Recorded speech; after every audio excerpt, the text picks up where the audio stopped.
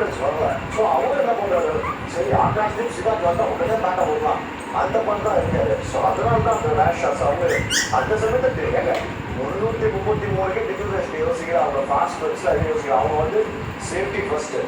ஏன்னா இது 2 விஷயம் அட் ஸ்டேக். ஒன்று வந்து பிஜிடி, இன்னொன்று பார்த்தீங்கன்னா world test championship final. So அது இருக்கிறதால இப்போ என்ன ஆகுதுன்னா, இந்த மேட்ச் சப்போஸ் உதப்படக்கூடாது, ட்ராவ் ஆச்சுன்னா கூட தேர் வாட் இன்னும் 3 more chances. ஸ்ரீலங்காவில் 2 டீமே அடுத்த டெஸ்ட் இருக்கு.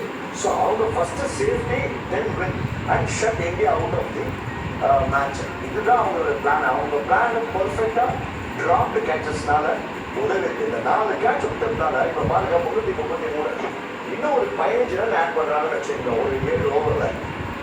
இந்தியாவில் கிடைக்கும் போது